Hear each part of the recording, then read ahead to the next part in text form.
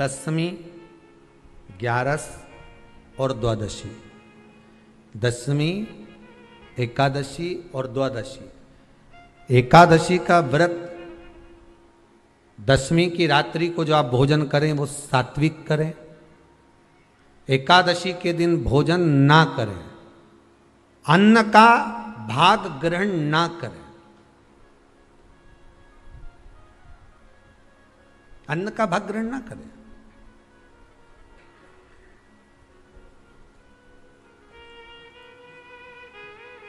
कितना सुंदर कहा है महाराज जी। यदि आपके यहां पर गौ माता है, आपके घर में अगर गौ माता विराज रही है, आपके घर में अगर गौ माता है, गाय की अगर आप सेवा कर रहे हैं, अच्छा कितना सुंदर लिखा है धेनु मानस में।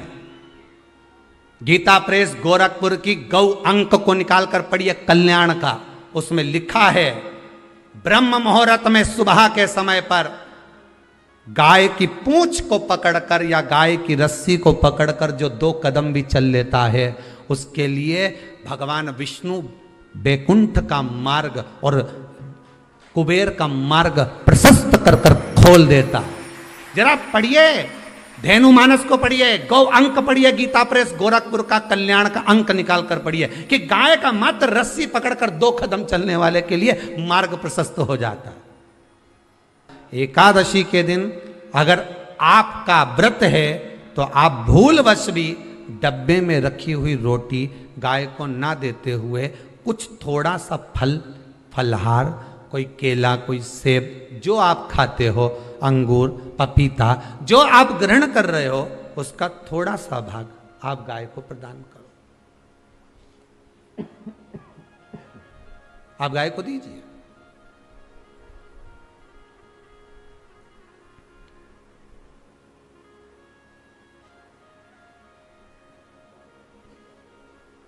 थोड़ा सा भाग आप गौ माता को प्रदान करो, थोड़ा सा।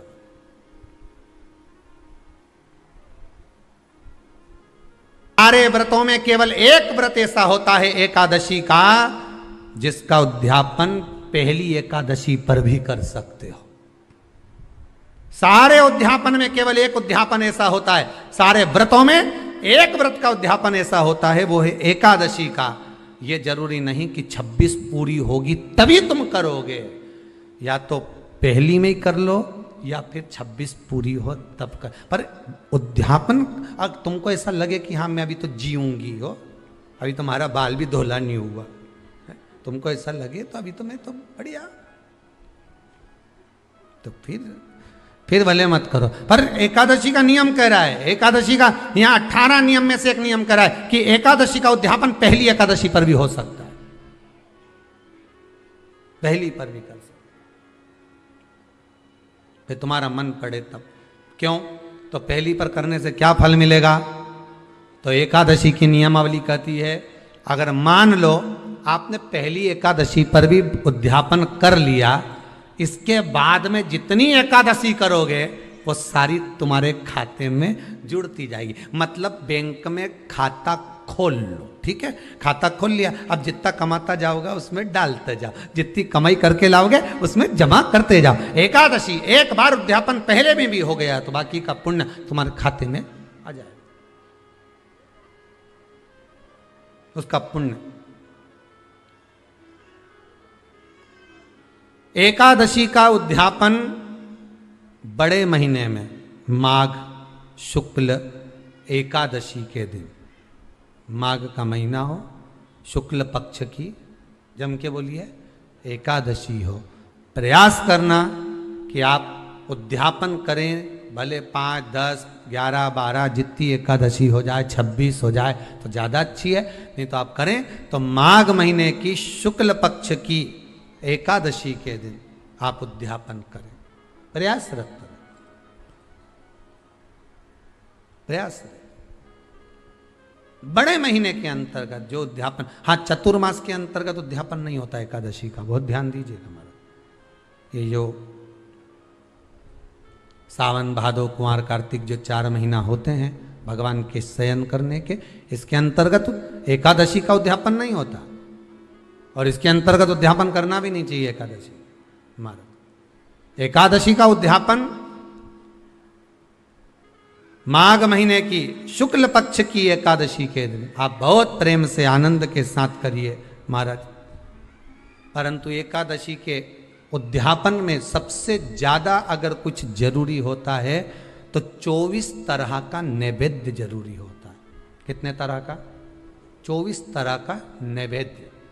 अब आप कहोगे गुरुजी उद्यापन हम कर रहे हैं एकादशी का, तो उसमें तो फलहार का हमें नैवेद्य बनाना चाहिए। तो फिर ये पुराण के अंतर्गत स्कंद पुराण में ये चीज लिखी है कि एकादशी का जब उद्यापन करते हैं तो 24 तरह का नैवेद्य बनाकर सिद्ध करते हैं। 24 तरह का नैवेद्य जान रख लेना, का हलवा बना लो, खीर बना लो, पूड़ी बना लो, सब्जी बना लो, पकोड़ा बना लो, भजिया बना लो, ऐसे 24 तरह का नैवेद्य अलग अलग चाहिए।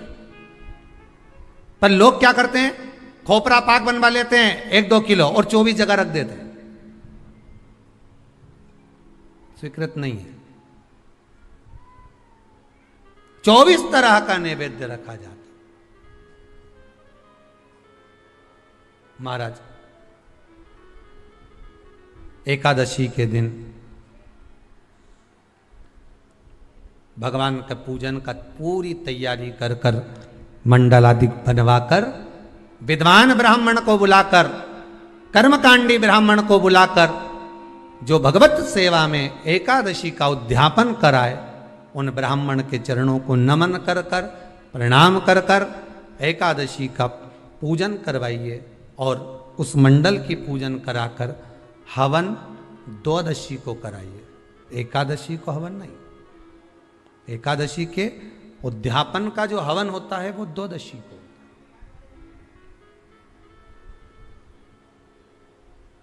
एकादशी का उद्यापन द्वादशी को बड़े प्रेम से आप खूब आनंद से हवन पूजन कराओ। पूजन कराने के बाद, हवन कराने के बाद 26 जोड़े ब्राह्मण ब्राह्मणी के बुलाकर भोजन कराकर उनको भाव से जो आप समर्पित कर सकते हो, जितनी आपकी सामर्थ्यता हो, उस सामर्थ्यता के अनुसार आप दान धर्म पुण्य करो, आप उन्हें प्रदान करो।